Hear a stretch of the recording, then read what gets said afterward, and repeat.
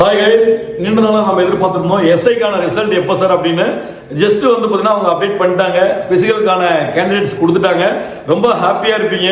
அதாவது cut off என்ன பொறுத்தவரைக்கும் குறைவாக தான் வந்திருக்கு. எவ்வளோ கட் ஆஃப் என்னன்னு சொல்லிட்டு அடுத்த வீடியோவில் சொல்கிறேன். இப்போ நீங்கள் பண்ணுறது என்ன அப்படின்னா, இந்த எஸ்ஐ எக்ஸாமில் பாஸ் பண்ணிட்டீங்க. அதாவது தோள்பட்டில் 2 ஸ்டார் வைக்கிறது உறுதியாயிடுச்சுங்க, சிங்கத்தை தலையில் வைக்கிறதும் உறுதியாயிடுச்சு. நம்ம பண்ண வேண்டியது என்னன்னா, இந்த 15 மார்க் பிசிக்கல் மார்க் நீங்கள் சரியாக கொண்டு போனீங்க அப்படின்னா கண்டிப்பாக நீங்கள் இன்டர்வியூக்கு போயிடலாம். ஓகேங்களா? ஏன்னா பிசியை விட எஸ்ஐ பிசிக்கல் பண்ணுறவங்க ரொம்ப வந்து வீக்காக இருப்பாங்க. உண்மையே இல்லையா உங்களுக்கே தெரியும். பிசி பிசிக்கல் பண்றவங்க எல்லாமே ஓரளவுக்கு வந்து முறுக்கா இருப்பாங்க, ஓரளவுக்கு பாடி ஃபிட்னஸா இருப்பாங்க. அதே எஸ்ஐக்கு வந்து பார்த்தீங்கன்னா ட்ரை பண்றவங்க வந்து எல்லாருமே குரூப் 4 குரூப் 2 அது மட்டும் இல்லாம டிஎன்பிஎஸ்சி குரூப் 1 அளவுக்கு படிச்சவங்க தான் நம்ம எஸ்ஐக்குள்ள வருவாங்க. அப்போ அவங்க எல்லாமே பிசிக்கல்ல வந்து ரொம்ப வீக்காக தான் இருப்பீங்க.